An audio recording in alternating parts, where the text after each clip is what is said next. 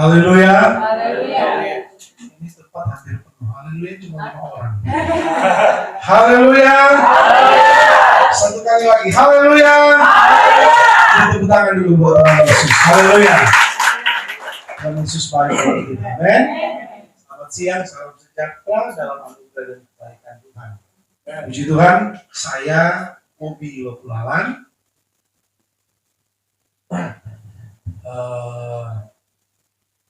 Melayani pekerjaan Tuhan di daerah Ponglareng, Taro, Tangerang Selatan. Saya sudah beristri, 3 anak, dan puji Tuhan hari ini saya sudah disampaikan Ibu Gembala diutus oleh Majelis Daerah untuk melayani firman Tuhan di tempat ini.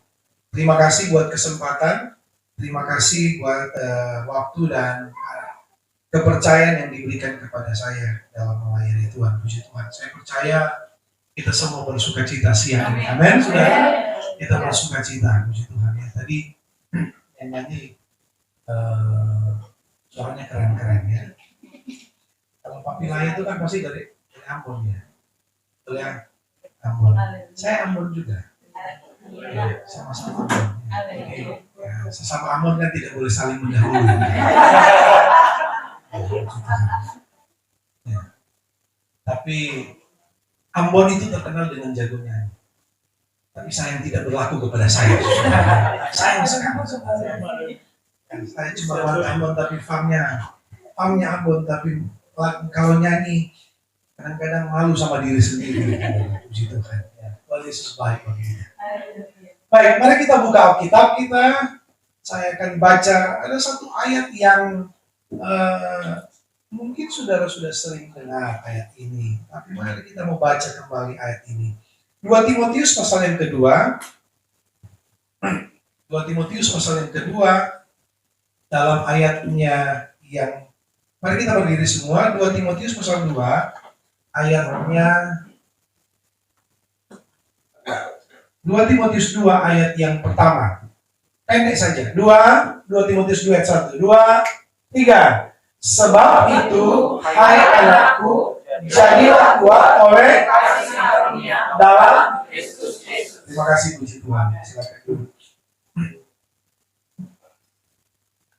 Sekali lagi saya baca. Sebab itu, hai anakku, jadilah kuat oleh kasih karunia dalam Kristus Yesus. Ini adalah merupakan penegasan dari Paulus kepada Timotius. Timotius sebagai anak rohaninya, Timotius adalah penerus, suksesor dari pelayanan yang selama itu sudah dikerjakan oleh Rasul Paulus. Dan Timotius adalah merupakan asisten pribadi dari Rasul Paulus. Makanya kalau kita baca dalam 1 Timotius, ada banyak nasihat-nasihat yang disampaikan oleh Paulus kepada Timotius. Karena pada waktu itu, dialah yang akan menggantikan pelayanan yang dikerjakan oleh Paulus. Dan pada waktu itu, ingat baik, waktu Timotius menjadi asistennya Paulus, dia masih sangat muda. Dan pada waktu itu, tantangan gereja pada waktu itu tantangannya adalah hidup dan mati. Ya, hidup dan mati. Karena pada zaman itu, orang-orang Kristen itu mengalami tantangan yang sangat berat. Kita tahu bersama di zaman Paulus memberitakan Injil, Paulus pernah 2 kali atau 3 kali dipenjara. Dan ada banyak hal-hal yang pahit terjadi dalam masa pelayanan Paulus. Makanya dia perlu mempersiapkan Timotius untuk menggantikan pelayanannya, pekerjaan Tuhan yang dipercayakan kepada Paulus akan diteruskan oleh Timotius. Tapi sebelumnya, Paulus beberapa kali memperingatkan, meneguhkan, bahkan memberikan masukan kepada Timotius agar supaya apa yang akan dia hadapi di depan, apa yang akan dia alami di depan, itu bukan sebuah perkara yang mudah, sebuah perjalanan iman atau perjalanan pelayanan yang gampang.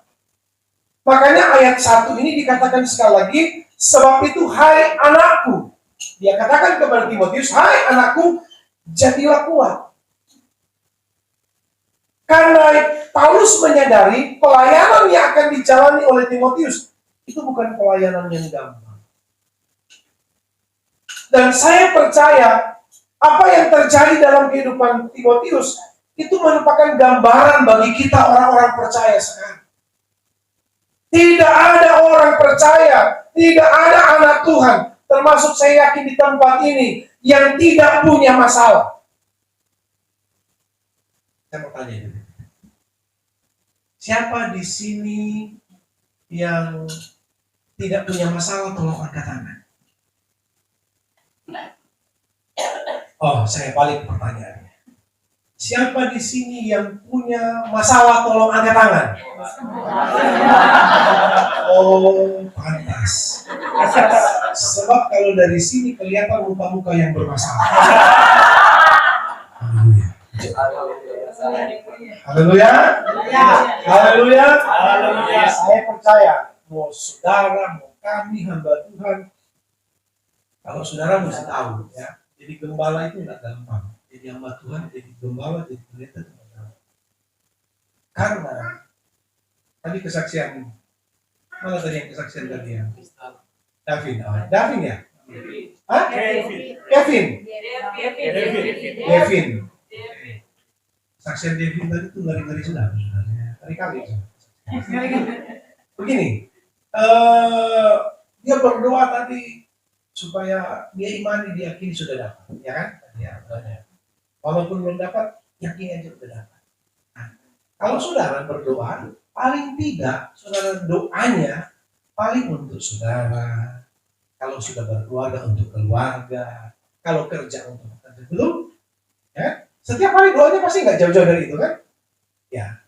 Tapi kalau gembala, apa gembala, ibu gembala, kalau mereka berdoa, ya itu jemaat satu-satu disebutin. Masalah si ibu ini, masalah opung ini, betul nggak? Ya. Masalah bapak ini, keluarga ini, pekerjaan ini, saudara tahu? Karena saking banyak yang disebut, kadang-kadang keluarganya sendiri gembala udah gak disebut lagi dalam doa. Makanya tugas saudara untuk mendoakan mereka. Haleluya. Karena mereka selalu mendoakan saudara. Mungkin saudara lagi kerja, bapak gembala, ibu gembala lagi nangis, mendoakan saudara. Haleluya. Haleluya. Mungkin saja saudara sekarang sehat karena ada doa gembala saudara. Amin. Nah, saya lanjut, saudara. Tadi kan sudah sampai di muka-muka bermasalah, saudara ya. Nah, saya kembali kepada firman Tuhan. Sebab itu, hai anakku, jadilah kuat. Saudaraku dikasih Tuhan, ayat ini beberapa kali muncul dalam perjanjian baru. Dalam pernyataan dari Rasul Paulus. Dalam Efesus dia katakan, hendaklah kamu kuat di Efesus pasal 6. Coba lihat. Efesus pasal 6 ayat 10 dikatakan kepada jemaat Efesus, hendaklah kamu kuat di dalam Tuhan. Inilah kebutuhan terbesar orang percaya hari-hari ini. Kebutuhan terbesar kita bukan soal makan, minum, pakai. Bukan, karena setiap hari pasti saudara mesti makan. Mau susah bagaimanapun, saudara akan tetap harus cari makan. Karena bukan itu persoalan besar. Persoalan besar gereja Tuhan adalah hari-hari ini. Karena semakin besarnya tantangan yang ada, maka kita membutuhkan kekuatan ekstra untuk menghadapi tantangan. Amin, saudara. Apalagi lewat tahun 2023, nggak nyangka sudah mau selesai tahun 2023. Saya di berbagai tempat, di jemaat, di tempat pelayanan saya, ketika saya diundang melayani di berbagai tempat, saya bilang begini, rasa-rasanya kalau orang suka bilang hidup ini cuma kemurahan Tuhan, betul. Tapi kadang-kadang cuma sebagai apa, saudara ya? Ya memang karena kata-kata pembuka, kalau mau kesaksian, mau apa, biasanya muncul itu, hidup ini cuma karena kemurahan Tuhan. Tapi saudara lupa, kata-kata itu adalah merupakan sebuah pernyataan sendiri dari Tuhan, bahwa kalau kita hidup sekarang, ini memang cuma kemurahan Tuhan. Saya sering bilang kepada jemaat di tempat pelayanan, dimanapun saya melayani, kita ini tinggal sisa-sisanya COVID kok. Amin. Amin. Kalau masih hidup sekarang, syukur. Karena ada banyak orang yang tidak lolos di sana. Mungkin ada dari keluarga. Ada dari saudara kita. Amin, saudara. Amin. Saya pun pernah ngalamin, walaupun cuma satu kali, saudara. Kalau hidup sekarang, ya ini, jadi kita ini tinggal, ya puji Tuhan, masih bisa lewat dari dari COVID-19 dan anugerah Tuhan masih bisa hidup sampai sekarang. Saudaraku dikasih Tuhan, dan saudara harus lihat. Nah, saudara kan sekarang informasi berita itu kapan saja, di mana saja saudara bisa akses. Saudara tahu apa yang terjadi di Palestina sekarang.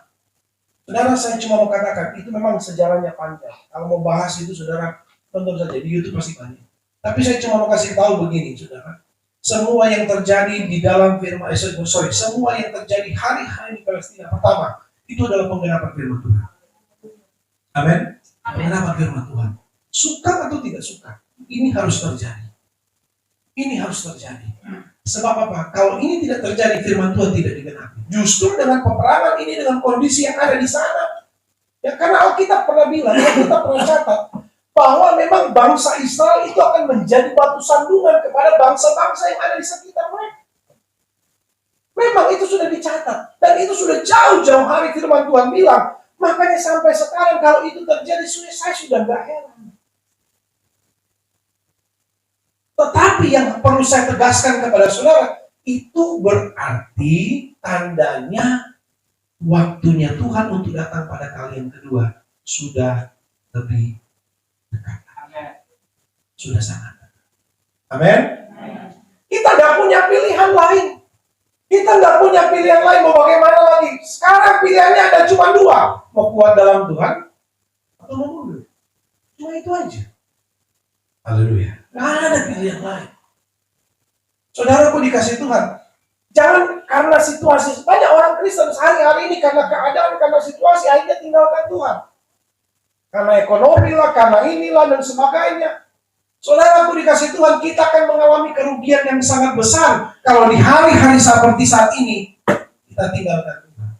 Justru saya sering kali katakan kepada jemaat, kalau lihat kondisi sekarang, lihat situasi sekarang, berkaca dari apa yang terjadi sekarang, firman Tuhan sementara digenapi. Tuhan sudah tidak lama lagi datang pada kalian. Saya mau kasih satu contoh. Ada ayat yang dulu sebelum tahun 1900, ayat ini oleh para teolog katakan ayat ini mustahil terjadi. Tidak mungkin.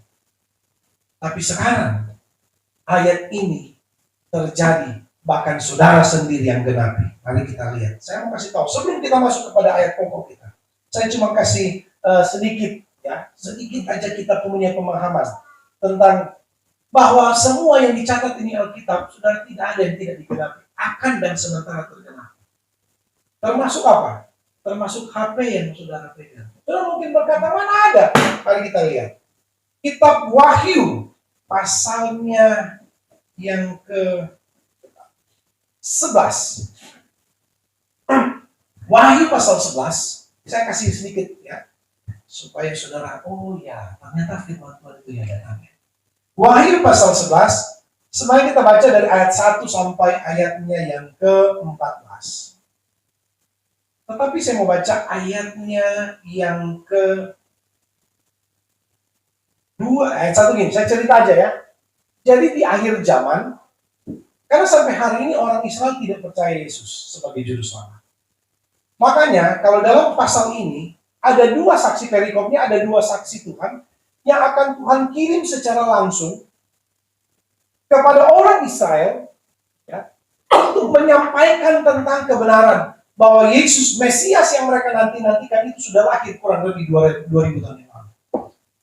Nah, singkat cerita, dua saksi ini itu akan datang dan memiliki tanda-tanda yang besar. Mereka datang dengan kuasa. Kalau saudara baca ayat yang ketiga, dan aku memberi tugas kepada dua saksiku supaya mereka bernubuat sambil berkabung 1260 hari lamanya, kurang lebih 3,5 tahun. Mereka adalah dua pohon zaitun dan kedua kaki dian yang berdiri di hadapan Tuhan semesta alam. Menurut ahli-ahli teolog, dua orang ini, dua saksi ini adalah Musa dan Elia. Karena sampai hari ini saudara tahu, salah satunya saya bilang saja, saya cerita, Elia itu waktu dia melayani di Israel, dia tidak mati.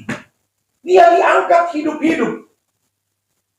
Dia diangkat hidup-hidup. Alkitab kan bilang kan, diangkat oleh hidup-hidup dengan kereta berapi.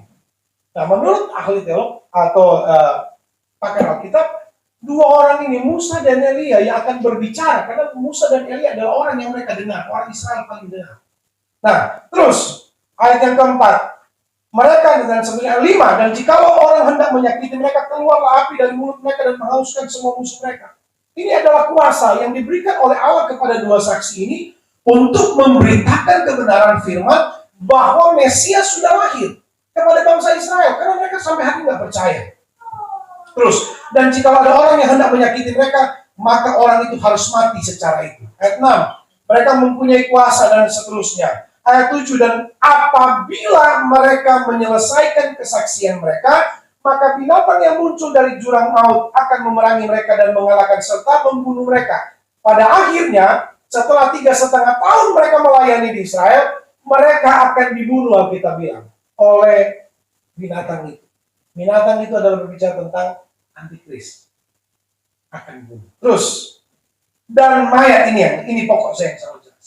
Dan mayat mereka akan terletak di jalan raya, kota besar, yang secara rohani disebut Sodom dan Mesir, di mana Tuhan mereka disalibkan, yaitu di mana? Di Yerusalem.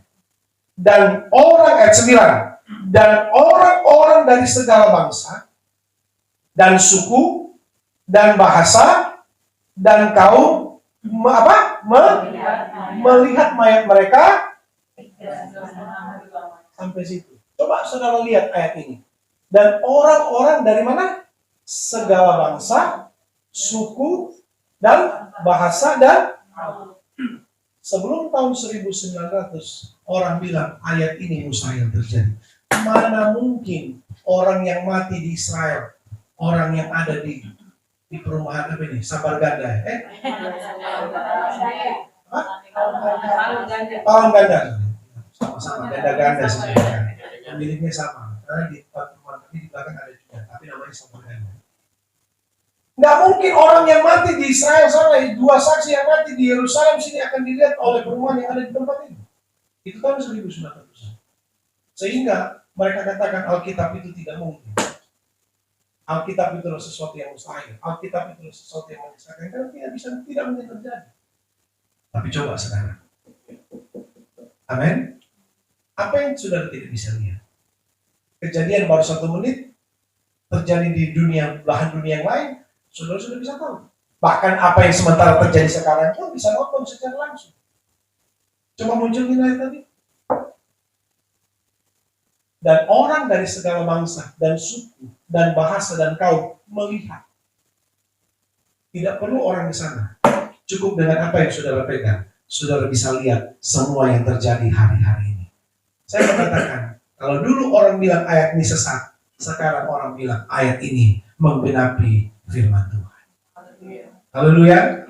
Jadi kalau teknologi sudah dicatat orang, walaupun tidak ditulis teknologinya, tapi ayat ini menjelaskan kepada kita bahwa apapun yang terjadi di dunia ini, semua sudah dicatat oleh firman Tuhan. Kita harus imani, bangga bahwa firman Tuhan kita berkuasa. Firman Tuhan ya dan amin. Tepuk tangan buat Tuhan Yesus. Haleluya. Saya balik. Itu baru intro, sudah ya. Itu baru pendahuluan. Pendahuluan saya 19 menit.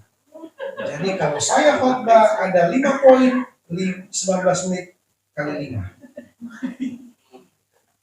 Kita pulang jam 3 sore. Sudah mau? Amin. Saya berdoa begitu, amin, sudah ada orang. Saya lanjut. Nah, haleluya. Nah, saudara, Timotius atau Paulus mengatakan hendaklah harus kamu kuat. Mengapa? Tentu ada pertanyaan besarnya. Mengapa sih kita harus kuat? Ya memang harus kuat. Kalau nggak kuat ya nggak bisa ngapa-ngapain. Betul. Tetapi kalau dari sudut pandang firman Tuhan, mengapa? Mari kita lihat satu ayat dulu. 1 Yohanes pasal 4. Saya senang ayat ini, saudara. Karena ayat ini menjelaskan banyak hal sebenarnya. Mengapa orang percaya harus kuat? Mengapa? Yang pertama 1 Timotius 4 ayat 4. Mari kita baca. 1 Yohanes 4 ayat 4. Maaf. 1 Yohanes 4 ayat 4. Ini 1 Timotius 4 ayat 4 nggak ada kali ya. 1 Yohanes 4 ayat 4. Atas yang ujung-ujung dari tadi. Nah, 1 Yohanes 4 ayat 4. Lihat ayat ini. Ayat ini, saudara kalau sudah baca mungkin baca sepintas selalu biasa-biasa aja. Tapi di sini banyak sekali hal yang sudah bisa temukan. 4 ayat 4. Kamu berasal dari Allah anak-anakku dan kamu telah mengalahkan nabi-nabi palsu. Sebab roh yang ada di dalam kamu lebih besar daripada roh yang ada dalam dunia ini. Mengapa kita harus kuat? Pertama, ayat ini mengatakan kamu berasal dari kita, ini buatan Allah, kita ini bukan berasal dari dunia. Haleluya. Kalau saudara, ibu-ibu yang suka belanja, yang hobi belanja, suka beli tas, ada yang suka beli tas ini? Enggak usah ngaku, enggak usah. Kelihatan kok. Kelihatan. Yang suka beli tas, saya mau tanya, tas merek sama. Tas apa merek yang sama? Saya contoh merek-merek yang brand itu. Apa? Apa lagi? Yang ibu-ibu lah. LV. Coba perhatikan. Kalau ke Mangga 2, saya tahu Mangga 2 karena istri saya. Ya. Dia yang ngajarin saya, Mangga 2 itu begini. Gini. Di lantai berapa itu? Ada di lantai berapa? Di atas? Itu ada jualan tas. Tapi dia bilang, yang di lorong sebelah ini, harganya yang begini. Tapi kalau yang di lorong sebelah ini, harganya begini. Mereknya sama, modelnya sama, ya, bentuknya sama, warnanya sama. Tapi kalau di sini harganya jutaan, di sini harganya 200.000. Apa bedanya? Apa bedanya? Mirror. Ya, itulah. Yang suka online pasti tahu itu istilah-istilah KW, mirror dan sebagainya. Nah, beda. Apa yang membedakannya?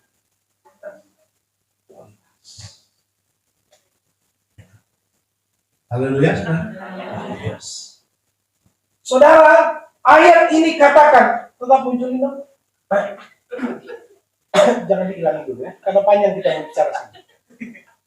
Ayat ini bilang, kamu berasal dari Allah. Saudara, sesuatu yang berasal dari sorga, itu nggak ada kualitas mirror, nggak ada KW1, KW2, KW3, KW super. Nggak ada. Semua original. Terbaik. Amin. Yang Tuhan buat dalam hidup kita. Amin. Jadi saudaraku yang dikasih Tuhan, sadarilah, setiap saudara dan saya yang diciptakan Tuhan, yang sekarang yang disebut sebagai anak-anak Tuhan, saudara ini asalnya bukan dari dunia. Kalau dunia, ada versi-versinya. Ada versi-versinya. Saudara, alat musik sekarang, kayak keyboard ini, Roland ini mesti tanya dulu, Roland mana? Roland Amerika atau Roland produksi Cina? Merek sama, tapi produksinya beda. Haleluya. Tapi kalau saudara dan saya, anak Tuhan, satu produsennya, sorga. Haleluya. Haleluya. Tepuk tangan untuk Tuhan Yesus. Kita ini berasal dari Allah. Kita ini berasal dari sorga. Dan sorga tidak menciptakan produk kualitasnya nomor 2. Enggak. Sorga tidak menciptakan produk KW. Enggak. Ada cerita. Kipas angin produksi Jepang, kipas angin produksi Amerika, dan kipas angin produksi Indonesia. Amerika, wah, begitu pasang kipasnya jalan, wah, langsung berasa anginnya, segar banget. Kedua, dari Jepang, agak sedikit butuh usaha supaya bisa kerasa angin. Sedangkan Indonesia, kipas anginnya, kipasnya ditanam begini, kepalanya yang digerakkan. Sama-sama kipas angin. Haleluya, saudara. Haleluya. Jadi kalau lihat sudah kipas-kipas begini angin, berarti saudara harus coba. Kalau selama ini kalau sudah kipas kok masih panas, jangan kipas yang digerakin, kepalanya yang saudara gerakin.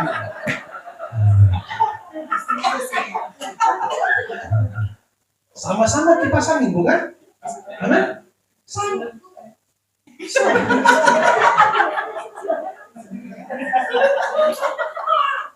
Kenapa baru sadar sekarang? Saudara, aku dikasih Tuhan. Saya mau katakan sama saudara begini, kembali kepada Tuhan. Tuhan produksi kita, Tuhan ciptakan kita satu saja, segambar dan serupa dengan Allah. Nggak ada beda, nggak ada. Oh, karena dia orang Manado, produksinya begini. Karena dia orang Batak, enggak. Ada kualitasnya. Enggak ada. Haleluya. Haleluya. Haleluya. Haleluya. Kalau bule, berarti tanahnya dari tanah apa? Yang agak tanah liat. Nah, kalau orang Afrika, tanah lumpur. Kalau ada tanah yang, kalau ada orang yang suka berantem, itu tentu ada tanah sengketa. Enggak begitu, saudara. Tuhan ciptakan kita satu, segambar dan serupa. Amin. Haleluya. Walaupun memang Alkitab katakan materi Tuhan membantu kita, itu dari debu tanah. Dari debu tanah. Tetapi ketika Tuhan bentuk kita, Tuhan Alkitab dalam kitab Mazmur katakan, ya, Daud pernah katakan, jika aku melihat langit buatan jarimu, bulan bintang yang kau tempatkan, siapakah aku ini? Amin, saudara. Mazmur atau Daud katakan, namun engkau membuatnya hampir sama seperti Allah. Dan itu yang Tuhan ciptakan, itu berlaku buat saudara dan saya. Kita semua sama. Amin, saudara. Saya, saudara, sama di hadapan Tuhan. Kita ini bernilai mahal, berharga, lebih mahal dari dunia ini. Amin. Jadi tidak ada perlu kita merasa, oh dia lebih hebat dari saya, dia lebih begini. Enggak, kita ini sama di mata Tuhan. Karena kamu berasal dari Allah. Kita diciptakan satu saja, tidak ada bedanya. Amin. Haleluya. Jangan merasa kita cemburu dengan yang lain. Kok dia bisa, saya enggak. Saudara dan saya sama di mata Tuhan. Amin. Jangan merasa kok dia lebih kuat. Enggak. Saudara dan saya sama di mata Tuhan. Karena Tuhan ciptakan kita satu. Kalau istilah di pabrik itu satu prototipenya. Satu, enggak ada bedanya. Desainnya satu. Materialnya sama. Berasalnya dari sama. Saya cerita tadi. Satu perusahaan bisa keluarkan 3 model. Barang yang sama, kualitasnya beda. Itu perusahaan. Kenapa? Permintaan pasar. Ada yang mau kualitas. Kalau bicara kualitas, ya Eropa, Amerika. Tapi kalau mau cari kuantitas murah, ya cari. Ya itu. Saya nggak mau bilang. Tapi teriakin rasis lagi. Ya, haleluya, saudara. Amin. Saudara dan saya ini ingat, kalau hari ini engkau rasa lemah, kalau hari ini kau merasa tidak kuat, kalau hari ini kau merasa tidak mampu, ingatlah, saya ini asalnya dari sorga. Amin. Tuhan tidak pernah ciptakan manusia, saudara dan saya, itu gagal produk. Enggak. Amin. Amin. Saya pas punya pabrik atau perusahaan atau kerajinan tangan, ada yang gagal produk? Ada? Ada. Tuhan ciptakan kita sempurna. Ketika Tuhan ciptakan kita sempurna, seharusnya kita tahu Tuhan ciptakan kita segambar dan serupa dengan Allah. Bahkan Alkitab katakan Tuhan perlengkapi kita dengan kuasa, dengan nafas roh yang ada di dalam kita lebih besar daripada roh yang ada di dunia ini. Haleluya, tepuk tangan buat Tuhan Yesus. Ayat ini ingin mengatakan pertama kepada kita, kita seperti menghina Tuhan kalau kita gampang lemah, gampang kecewa, gampang putus asa. Seakan-akan Tuhan ciptakan kita gagal. Betul? Amin? Kita seringkali menghina Tuhan. Tuhan, saya nggak mampu, saya ini begini. Kita terlalu banyak mengeluh, seakan-akan kita nggak puas dengan keadaan yang terjadi dalam hidup kita dengan diri kita. Padahal Tuhan bilang kita diciptakan sempurna, segambar dan serupa dengan Allah. Bahkan kita ini berasal dari Allah, bukan dari manusia. Sehebat-hebatnya manusia, pasti ada celahnya. Amin. Sehebat-hebatnya manusia. Coba saudara nonton, beberapa tahun yang lalu ada ada mobil Jepang itu ditarik massal. Kenapa? Karena ada cacat produknya. Itu sudah mesin yang bikin, tetap aja ada yang kurang. Ya kemarin kan sempat heboh yang Honda SF itu ya, yang patah. Ya? Jadi bukan cuma handphone yang lipat, motor tuh bisa dilipat ternyata saudara. Karena rangkanya, ya betul ya. Ya benar atau enggak ya walau alam ya. Itu yang muncul nih. Itu yang muncul yang viral. Nggak tahu saudara ya, tapi viral masalahnya. Ya kan tiba-tiba saya lihat di TikTok, dilihat di Instagram, motornya dilipat, ini sebagainya. Kenapa? Bukan cuma handphone yang bisa dilipat, motor pun bisa dilipat. Gagal produk masih ada, walaupun mereka sudah sekian tahun berkecimpung di perusahaan itu, di alat itu, tapi ternyata masih bisa keliru. Tuhan tidak pernah salah ciptakan saudara. Amin. Kita katakan berharga dan mulia. Tuhan mengasihi kita. Amin. Makanya saudara, mulai hari ini jangan cepat lemah. Ingat, kita harus kuat. Jadi orang Kristen mesti kuat. Kenapa? Karena kita ini asalnya dari Tuhan. Tuhan tidak ciptakan kita untuk menjadi manusia yang lemah. Enggak. Coba bilang kiri kanan. Engkau diciptakan mulia.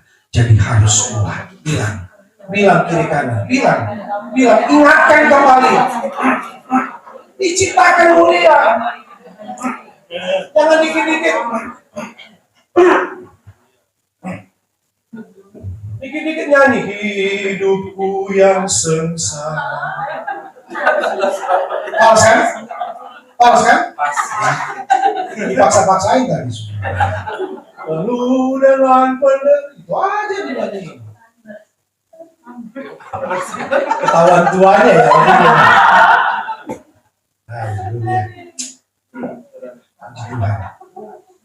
Bukan sudah setengah jam loh saudara. Poin satu belum selesai kan poin satunya saudara. Yang pertama saya mau katakan kepada Bapak Ibu saudara yang dikasih Tuhan. Mengapa Timotius diajar oleh Paulus harus kuat? Karena kita ini berasal dari Tuhan. Kamu berasal dari Allah. Haleluya. Tuhan, sekali lagi Tuhan tidak ciptakan kita. Kami juga. Dia ciptakan kita terbaik. Amin. Terbaik. Bukan cuma sekedar kuantitasnya. Bukan cuma sekedar tampilan fisiknya. Enggak. Tuhan ciptakan kita, Alkitab yang segambar dan serupa. Kejadian pasal 1 ayat 27.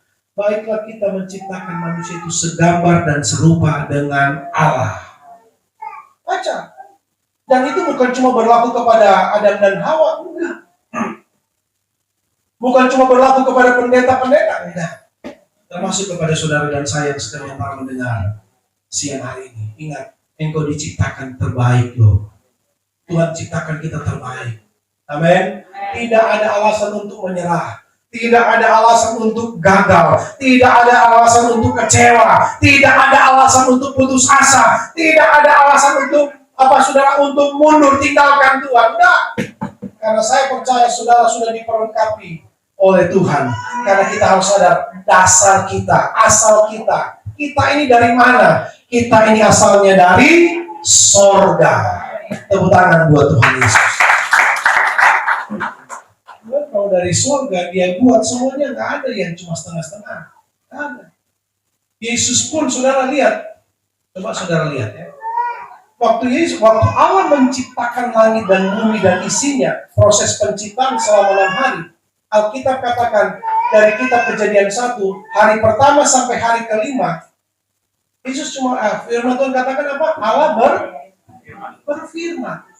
Jadi terang, terang jadi. Jadi cakrawala, jadi. Ya kan? Tumbuhan, jadi. Ikan-ikan, jadi. Burung di udara, jadi. Cuma dengan firman. Tapi ketika dia membentuk manusia, dia tidak berfirman lagi. Dia ambil tanah. Dia bentuk dan sesudah itu Alkitab katakan, dia taruh nafas hidup di lubang hidup. Saudara bisa membayangkan Yesus itu, Allah itu bekerja. Mulai dia bentuk kepalanya, dia bentuk alisnya, ya, dia bentuk hidungnya, dia bentuk satu-satu, saudara. Bukan cuma sekedar langsung ramas begini, langsung jadi. Enggak.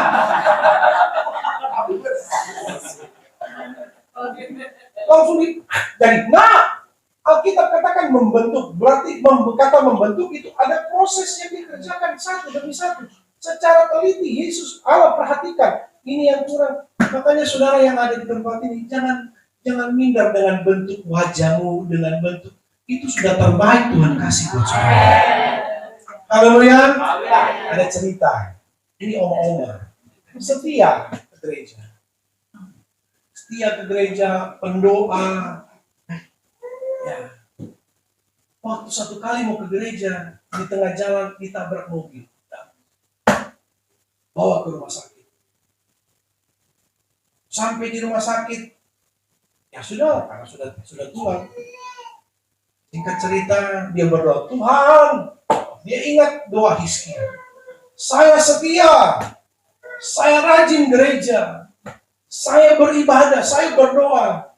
Masa cuma Hizkia Tuhan tambah usia. Akhirnya malam-malam Petrus datang. Ya. Oma, karena kamu setia, kamu rajin berdoa, saya tambah usia kamu 15 tahun. Puji Tuhan. Singkat cerita, sehat. Begitu sehat, dia pulang. Dia lihat cermin, aduh, so keriput ini. Oma nenek-nenek ya. Gimana? Ini masih 15 tahun, lumayan loh, 15 tahun. Ya kan? Atau masih dapat berondong? Jangan begitu. Di Manado ada terjadi kejadian. Dia nenek umur berapa? 50 atau 75 tahun. 75 tahun nikah dengan usia 25 tahun. Ada. Jadi jawab, enggak mungkin. Ada yang enggak mungkin. Saya cerita, lanjut. Karena dia di cermin, wah, ribut, udah, kita operasi plastik, oplas, pergi saudara, pergi, sampai di dokter, dok saya mau operasi ini, dalam hatinya, saya dikasih bonus 15 tahun, jadi operasi tarik sini, bikin ngumpul di belakang, bikin konde di belakang. Singkat cerita, kalau ada omong-omong tiba-tiba begini, lihat aja belakangnya ada konde, pasti sisa tarikan dari sini, tarikan dari mana. Nah, begitu selesai, wah langsung kelihatan muda lagi. Ya keluar dari rumah dari klinik kecantikan, begitu keluar ditabrak mobil, langsung mati. Begitu mati, langsung dia cari Petrus. Wah ketemu, akhirat ketemu Petrus. Saya katanya tambah 5, kamu bilang tambah 15 tahun. Kenapa saya baru selesai ini langsung? Oh, kamu yang kemarin yang tambah 15 tahun, iya. Soalnya malaikat maut sudah nggak kenal kamu, nggak bisa Pak, sudah dioperasi plastik. Jadi dia pikir orang lain, anggap aja. Saudara pun dikasih Tuhan, kita harus kuat di dalam Tuhan, amin.